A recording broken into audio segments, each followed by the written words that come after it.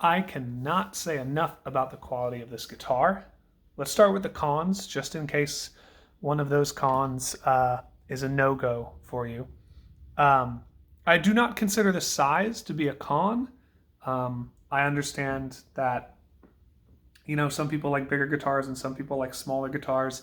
And since that's a gamut of, you know, opinion, I mean, I'm 6'5". This doesn't help that I'm wearing a jacket that's too big, but I'm 6'5", and this feels comfortable and it feels great.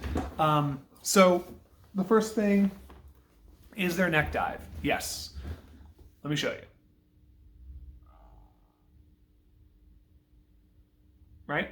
So not so much neck dive that it keeps going and it hits the floor.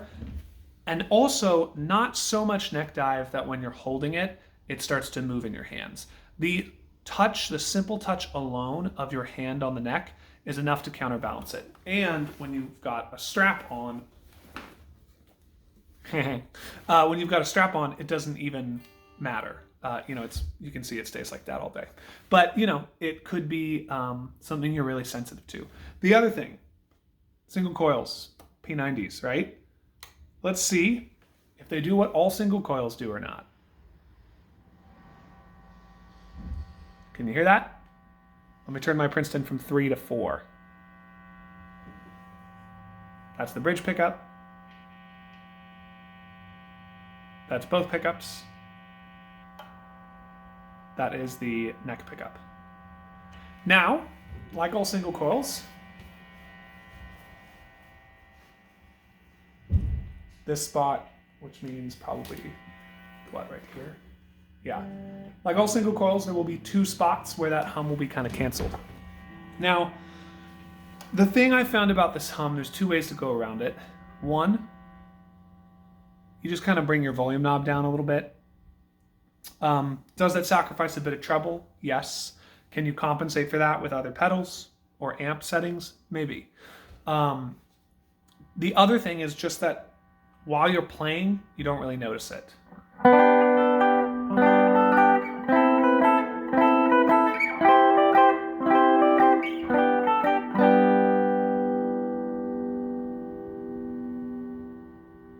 Now, when the pedal starts to, or when the chord starts to fade away, you'll hear it a bit more. You know, I got a volume pedal for that reason anyways. But these are things that might turn you off from the guitar. Other than that, man, I cannot say enough about it. Like I said in the beginning, it's the pickups sound great. This knob is amazing. I love it for the volume swells. What else? I mean, all mahogany. The neck feels extremely solid. It's just a good-looking guitar. It feels good. Everything is nice about the frets. Pickup-wise, the bridge pickup has this kind of compressed nasally thing that reminds me a bit of my 64 Guild Starfire, but more commonly, I think that sound is associated with like a Gretsch. The middle one, very Fendery to me, and then the middle, you know, 2 pickups, very Fendery. And then the neck pickup, to me, not quite like a humbucker, not quite like a 335, but more in that territory than the middle. There's a lot more bass, you know? So it's a very versatile switch. And I'm sort of a big believer that tone is all about context. So while I might only play on one position at home, I might really want to use a different position live or in the studio. So I'll just kind of play a little bit. It's freezing here, so don't expect any fancy fancy finger work. But I'm just playing through Fender Princeton and a Supro. There's a little bit of Strymon reverb to split that signal stereo. But you can kind of just get an idea of how each pickup sounds. So let's do the Gretsch pickup first, the bridge one.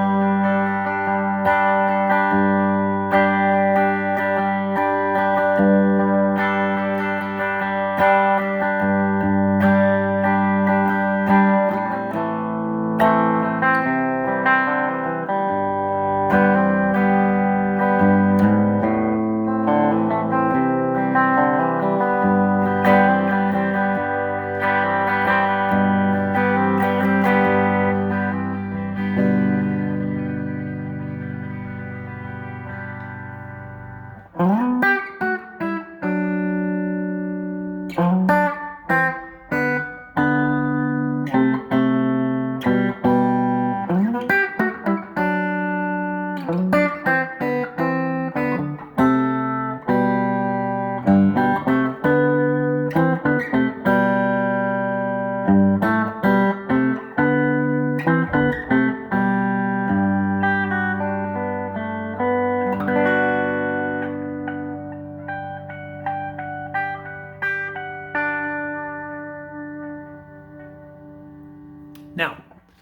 middle pickup, or sorry, the middle position, the two of them, is going to be less compressed, less nasally.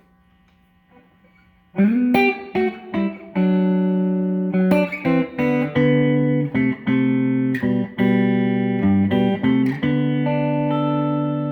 comparison,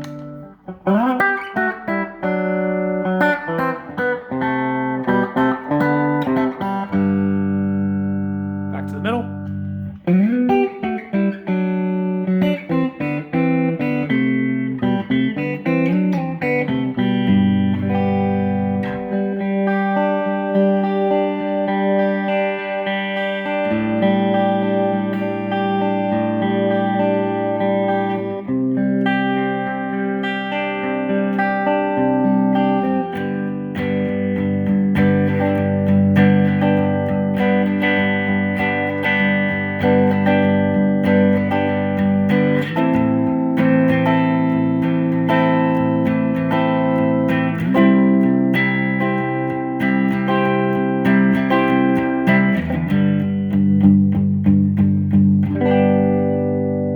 Back to bridge.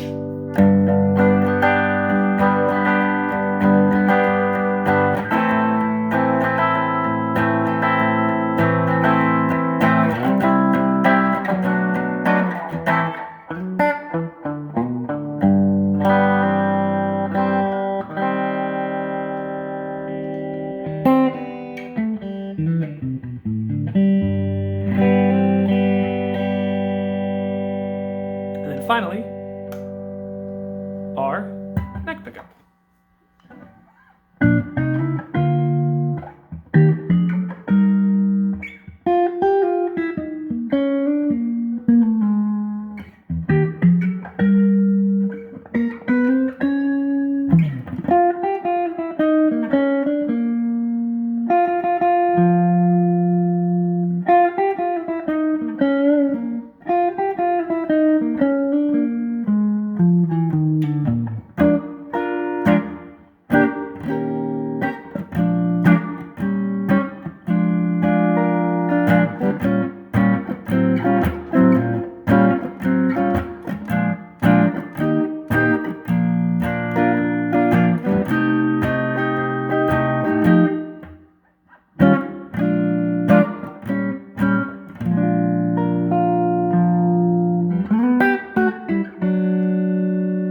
Bridge.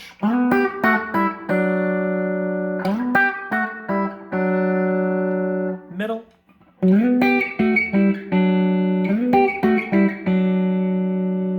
Neck.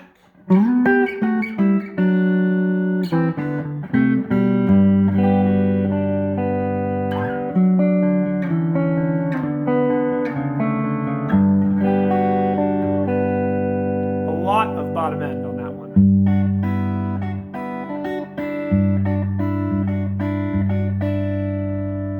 Of course, there's the push-pull knob. I was surprised at how controversial this was. Essentially, since there's no tone knob on here, when you pull this, it gives you the sound of a normal tone knob rolled all the way off. Now, sometimes I use that to sit behind another guitar player.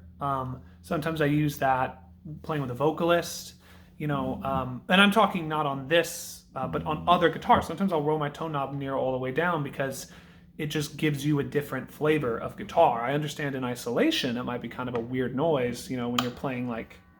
And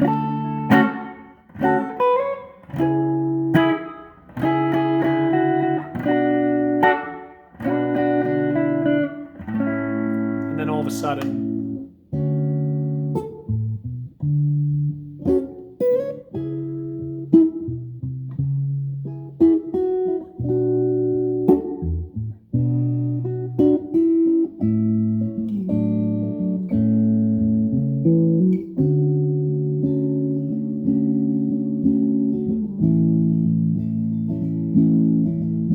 I understand, I guess, that sound isn't inherently useful to every genre, but I found it super cool. It's just another flavor. The thing about this guitar for me is that it just eliminates option paralysis. You know, it's like pick a pickup. Don't worry about the tone control because you got none. And even when you can, quote unquote, change the tone or quote unquote have a tone control, it's such a drastic change. You know, it's small, lightweight, great for teaching, great for the couch, great for performing. Why not? Recording, you know? I mean, man, if I went back to Europe on another tour, like, this would probably be the guitar I would take. As hilarious as, you know, 6'5" me would look with it. Another kind of hidden use for the tone knob that someone on YouTube pointed out, and this will apply to a very specific selection of people, but if you are an EBO user, mine is out of batteries, but it's somewhere back there. With the EBO, you know, your signal gets boosted and there's a lot of kind of unpleasant high end. And so you kind of have to learn how to use your guitar in concert with the EBO. But if you're just pulling that tone knob out, you're going to get a much more pleasant EBO sound instantly. So this could even be something that's useful in the studio or live if you need that instant access to a good EBO sound, and then just adjust accordingly. The other thing that I found that it's really nice with is fuzz. I can't play too loud because I'm in an apartment, but I'll show you, it just kind of takes out some frequencies and fuzz that might be uncomfortable for people. So here's fuzz on the bridge pickup. We'll get a little bit more volume.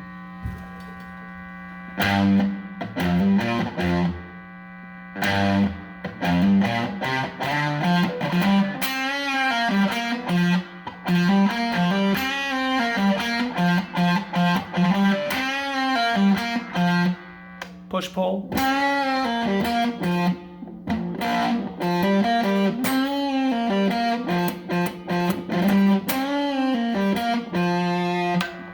Again, we've got middle, sorry, fuzz is loud, middle position, no push pull.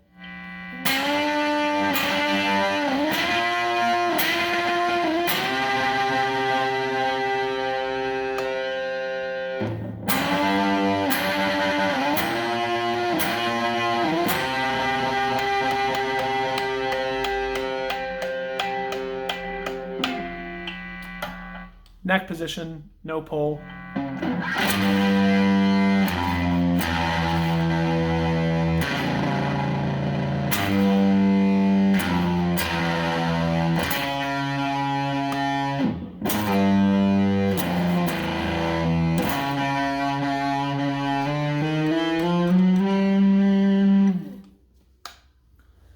It's a small thing, but it's a use for it, you know?